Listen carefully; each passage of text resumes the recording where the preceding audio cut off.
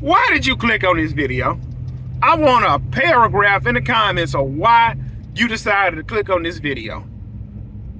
You either about to go prime that doggone trimmer, or you done already primed it and pulled on it 5 times just to get it to start. You see, this video was only intended for guys that got to prime their doggone trimmers. This wasn't for you. But since you decided to click on it because you know, see, you're the type of guy I'm talking about.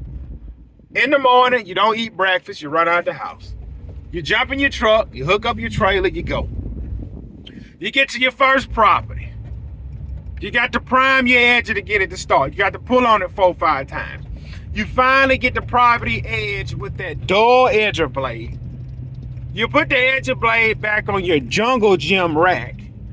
Then you jump on your mower, whether it be Exmark, Skag, Viking, Toro. You have to choke it.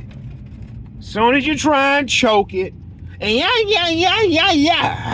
then it finally start up. And when it starts up, you got a cloud of white smoke coming out the back of that doggone lawnmower. Then you finally cut the property. Then you double cut it because you have dull blades. Then you put the mower back on the trailer. Then you grab that other steel trimmer that you got to prime 5 times. You got to pull on it. You pull on it again. I'm going to be honest. If I got to pull 2 times, I don't want it. I don't want it. I don't want it. I don't prime no trimmer. I don't prime no trimmer, and I don't choke nothing.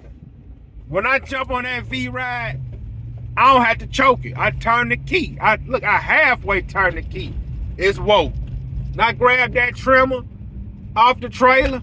I don't prime it. I don't choke it. I pull it once. It wake up.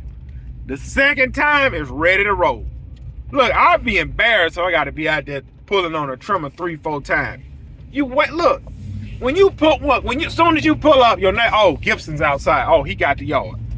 And then here it is. What's that noise? They look out the window. They look out the window. You know the third pull done wore you out. They're like, man, you still pulling on it. You know how when you pull on a trimmer so many times, you stop, take a deep breath, you walk by the yard and then turn around. You walk off and then you turn around with the trimmer in your hand, like the spot you were standing in was affecting it to start, was affecting it not to start or something.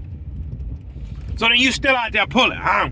Then the customer embarrassed. They're like, man, we called this guy. We thought he was good. You still out there, So then you embarrassed because now you done flooded the engine. So you decide, all right, let me jump on the mower. Jump on your mower, it's the same thing. You're choking it. And